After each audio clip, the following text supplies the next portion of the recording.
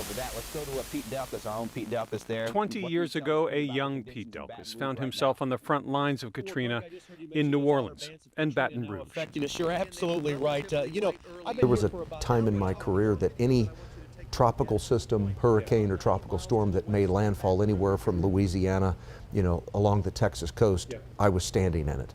And Katrina was the beginning of all of that. He thought he could ride out Katrina. For a young Jason Whiteley, it was unbelievable what happened in this storm. Racing into New Orleans when everyone else was trying to leave. And that's about time we started finding out about the lower Ninth Ward and the levees that broke there. We need some help. Anybody needs some help, we need bad. And that's when we started getting an idea of how bad this was going to be. You can't separate yourself from it. You're a part of it. Chris Lawrence was a correspondent for CNN at the Superdome. Like, these people had nothing. They were left there with nothing. There was no law and order, no authority, no nothing. It was like society fell apart. A major American city just collapsed. It was collapsing in Mississippi, too. And so we hunkered down in that house and just prayed for the best. Hit by rising waters, flooding. WFAA producer Jen Holloman worked at a TV station in Biloxi. The east side of Biloxi, quote, underwater. In Mississippi, wind and tidal surge destroyed 90% of the buildings within a half-mile of the coastline. I mean, it was just so long. It just went on, and it just felt like it was never going to end.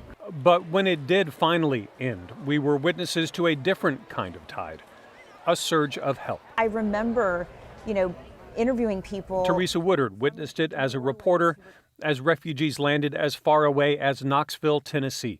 They didn't know what to do, but I do remember they were grateful. They were just happy that they had found a home and that they had survived. And I was like, oh my God, this is real. This is real. It's happening. WFAA photographer Michael Forbes saw it at the Dallas Convention Center, where thousands of evacuees arrived by bus carrying what little they'd been able to bring with them in plastic trash bags.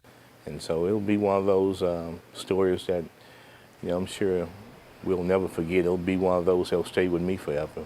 Young college students like Sean Giggy and Brittany Moncrief, one from Indiana, one from Detroit, volunteering for church and school mission trips, cleaning up and rebuilding homes and churches, helping any way they could. This is something you've never seen before and just hard to describe. And so you want to do something. You want to help, you want to fight, and you want to help other communities so that way it doesn't get to that point. Michael Forbes would eventually put down his camera and offer his help too. I got my church on board, I got my family on board and covered the story. And once it was over covering the story, I did what I could as a man. Memories and life lessons from Katrina, 20 years and counting. In Dallas, I'm Kevin Reese. And you can watch our full special, Katrina, the Storm That Changed Us, at 9 p.m. tonight on our streaming app, WFAA Plus. It is free to download on Apple, Roku, and Fire TV.